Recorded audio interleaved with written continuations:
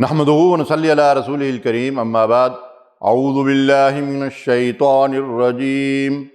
شہر رمضان الذی انزل فیہ القرآن، رمضان وہ مہینہ ہے جس میں قرآن عظیم الشان کا نزول ہوا۔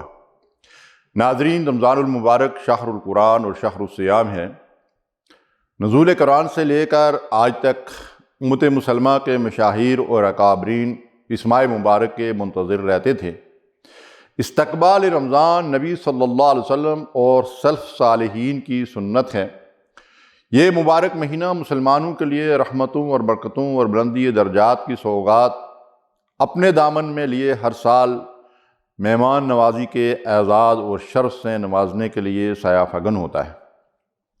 ہمیں چاہیے کہ اس کے شایان شان اس کا استقبال کریں۔ استقبال رمضان کا مطلب خوب اچھی طرح سمجھ لیجئے۔ جتنی قدر و منزلت والا مہمان ہوتا ہے اتنا ہی استقبال کا اہتمام بھی اہم ہوتا ہے۔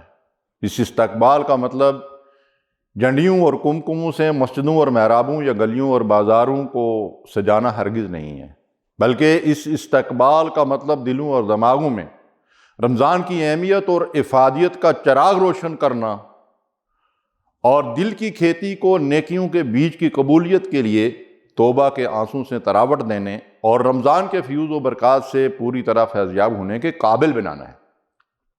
ایک مثال کے ذریعے سے میں اس بات کو سمجھانے کی کوشش کروں گا۔ دیکھیے، جب رسول اللہ صلی اللہ علیہ وسلم کو اللہ تعالیٰ نے اپنی مہمانی کے لیے عرش پر بلایا تو اس سے قبل رسول اللہ صلی اللہ علیہ وسلم کو جو تیاری کروائی گئی، اللہ نے جبریل امین کو بھیجا اور اس ملاقات سے قبل رسول اللہ صلی اللہ علیہ وسلم کے قلب اطہر کو چائے زمزم سے آپ کے سینہ مبارک کو چاک کر کے اس طرح غسل دیا گیا کہ ایمان اور یقین اور حکمت کو اور بصیرت سے نور نبوت کو وہ جلا ملی کہ جس کے ذریعے حضور صلی اللہ علیہ وسلم کے قلب اطہر کو انوار و تجلیات الہی سے فیضیاب ہونے کی پوری صلاحیت حاصل ہوئی۔ تو گویا کہ اس ملاقات کے لیے اللہ تعالیٰ نے رسول اللہ صلی اللہ علیہ وسلم کو خصوصی طور پر خود تیاری کروائی۔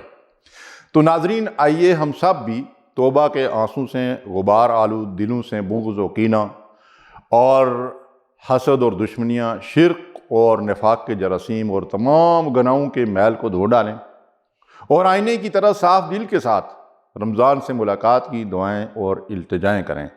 یا ارحم الراحمین، یا اکرم الاکرمین، اللہم بلغنا رمضان، آمین یا رب العالمین۔ جس طرح سفر سے پہلے زاد راہ اور سامان سفر تیار کیا جاتا ہے اور امتحان سے پہلے امتحان کے لیے تیاری کرنی ہوتی ہے، اس طرح نیکیوں کا موسم بہار آنے سے قبل آئیے دل کی کھیتی کو توبہ استغفار کے ذریعے خوب نرم اور ملائم بنا لیں تاکہ ہمارا دل نیکیوں کے بیج قبول کرنے کے لیے پوری طرح تیار ہو جائے۔ جس طرح ایک محنتی زمیندار زمین کو ہل چلا کر پانی سے سینچ کر اس کی جاڑ جنکار کو خوب اچھی طرح صاف کر کے بیج ڈالنے کے قابل بنا لیتا ہے تاکہ وہ اپنی زمین سے اچھی فصل حاصل کر سکے، تو ناظرین، بندہ مومن کی مثال ایک اچھے محنتی دیانتدار اور موقع شناس تاجر کی ہے جو تجارت کے سیزن سے بھرپور استفادہ کے لیے خوب محنت اور سرمایہ کاری کرتا ہے تاکہ سیزن اچھا لگ جائے اور وہ مستقبل کے لیے خوب سرمایہ جمع کر لے۔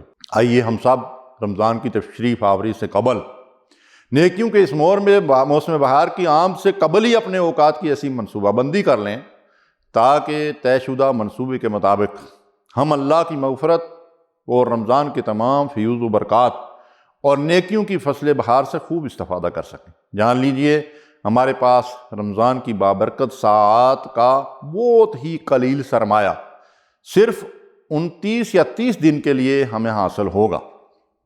ایام معدودات، گنتی کے چند دن ہیں، ان قیمتی لمحات کی قدر کیجئے گا۔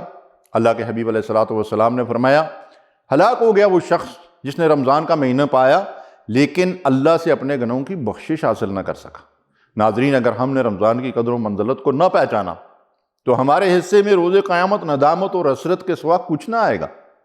رمضان شہر القرآن ہے اور روزہ اور قرآن اللہ کے حضور قیامت کے دن یا تو ہماری سفارش کریں گے یا ہمارے خلاف شکایت کریں گے۔ رمضان المبارک میں نیکیوں کا توشہ جمع کرنے کے لیے تلاوت قرآن کریم کا ایک نصاب مقرر کر لیں، قرآن کریم کو ترتیل اور تجویز سے پڑھا کریں اور فر پڑھ کر ختم کرنے کی فکر چھوڑ دیں، بلکہ اس نے صوت کے ساتھ اور سکون اور اطمینان سے تلاوت کریں۔ ورتل القرآن ترتیلا، قرآن کو ٹھہر ٹھہر کر پڑھو اور ترتیل سے پڑھو، تجوید سے پڑھو، بہترین عمدہ آواز کے ساتھ پڑھو۔ نمازوں کی پابندی، نوافل اور نماز تراویح کا اہتمام اور تہجد کو اپنے اوپر لازم کر لیں۔ صدقہ خیرات اور انفاق فی سبیل اللہ کے ذریعے ذخیرہ حسنات میں اضافہ کی بھرپور کوشش کیجیے۔ لغو کلام اور فضولیات سے اپنی زبان، اپنی آنکھوں اور کانوں کے ساتھ ساتھ اعضاء و جوارح کی حفاظت کیجیے۔ اللہ ہم سب کا حامی و ناصر ہو اور رمضان المبارک کے فیوز و برکات سمیٹنے کی توفیق دے۔ وآخر دعوانا الحمدللہ رب العالمین۔